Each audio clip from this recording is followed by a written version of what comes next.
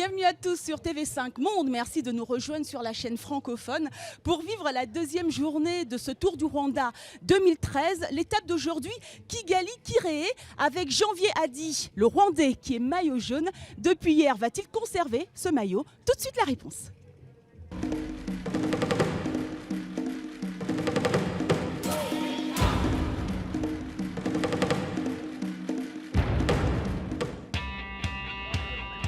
Après le prologue d'hier, place donc à la première étape de cette 5e édition. Les 68 coureurs ont à parcourir un peu plus de 129 km. Le départ réel a été légèrement retardé car certains coureurs ont eu dès le début des pannes mécaniques.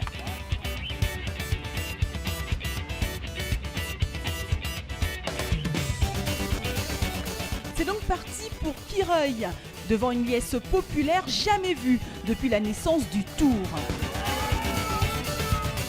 Et tout de suite, le Gabon se met en avant. Léris Moukani sort du peloton et accélère. Le Gabonais 62e au général veut gagner quelques places aujourd'hui, car dans cette étape, ça ne grimpe pas trop. Lui, la montagne, pas du tout le fort des panthères gabonaises.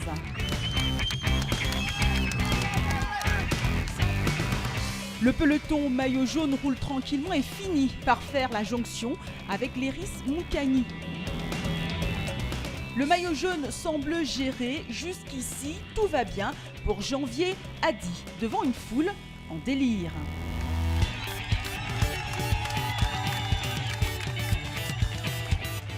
Un Gabonais en cache un autre et cette fois-ci, c'est Ephrem Ekobena qui part en échappée. Durant plusieurs kilomètres, le Gabonais sera seul devant. Il va même creuser un écart de 1 minute 05 avec le reste du peloton. Mais les premières difficultés arrivent avec les 5 km de côte. Derrière, le peloton mené par l'équipe Rwanda Muyabura commence à réduire petit à petit l'écart avec l'échappée.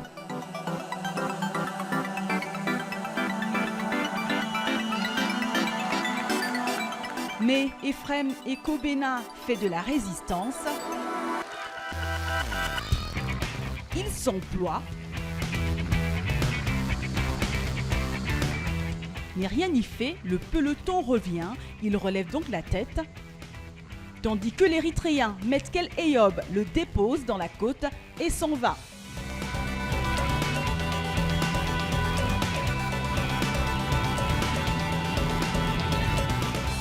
Mais vive réaction du jeune Algérien Adil Barbari qui contre-attaque. À l'approche du sommet, le Fennec 12e au général accélère encore un coup. Devant un public venu nombreux, Adil Barbari va remporter le premier sommet de la montagne à Bouranga. L'Érythréen est deuxième et c'est l'Éthiopien Goton Birou qui prend la 3e place.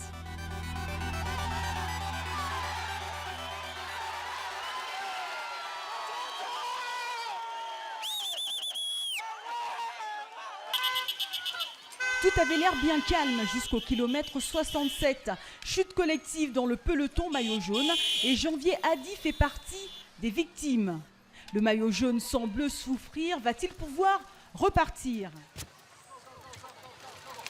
Oui, le jeune homme de 22 ans repart, mais pourra-t-il conserver son maillot jaune, sachant qu'il n'a que 3 secondes d'avance sur le deuxième au classement général?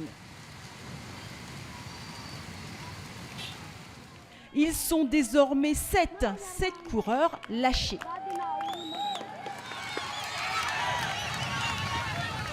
À ce moment précis, Janvier Hadi se bat contre lui-même et contre le temps.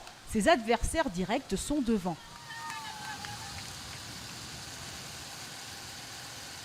Puisant dans toutes ses forces, le Rwandais se rapproche du peloton qu'il va réussir à intégrer. En tombant, il a eu chaud, mais apparemment plus de peur que de mal. Devant, c'est une autre galère qui se joue. Alors qu'il avait réussi une échappée, Emmanuel Begré-Zabier est victime d'une crevaison. Il tente de forcer le destin, mais rien n'y fait. Il attendra longtemps sa voiture en regardant le peloton passer sous son nez. Devant, le dernier sommet est remporté par l'Érythréen Metkel Eyob de l'AS Beko. Le Kenyan Suleiman Kanganji prend la deuxième place et c'est le Sud-Africain Goldstone qui arrive troisième.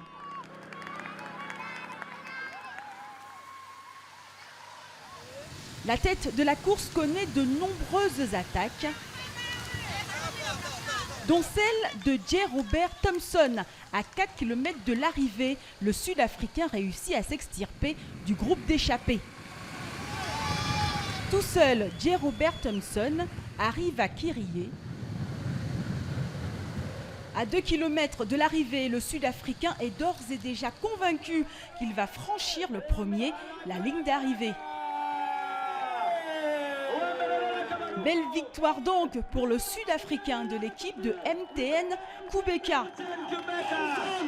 Une victoire où le Sud-Africain aura puisé au fond de lui-même.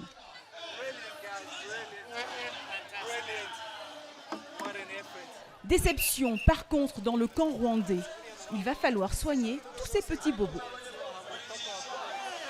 En remportant cette étape, J. Robert Thompson va endosser le maillot jaune.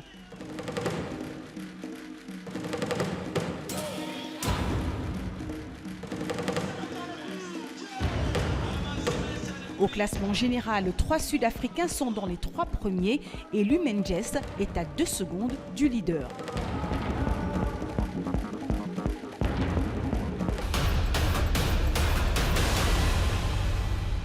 Deuxième journée, Janvier Adi perd son maillot jaune, mais attention, ça se corse demain parce que ça commence à grimper. Comme vous le savez, le Rwanda est un pays très vert. Et je vais vous dévoiler un secret avant de nous quitter. Les Rwandais sont des amoureux des fleurs. Près de 500 000 fleurs sont vendues chaque année au pays des 1000 collines et de nombreuses personnes se sont organisées pour en faire une bonne exportation. Nous sommes aux provinces du Nord. Ici, c'est une coopérative et nous avons 4,6 hectares.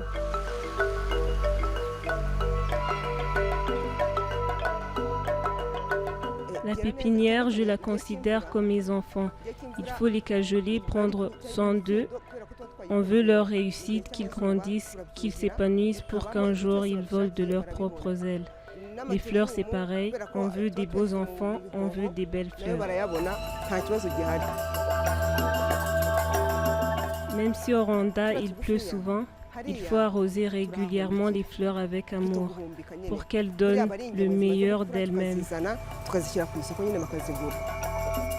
L'une des grandes richesses du Rwanda, c'est donc également sa flore. Ici, c'est champ des alomes. Il y a au marché qui ont amené beaucoup des alomes.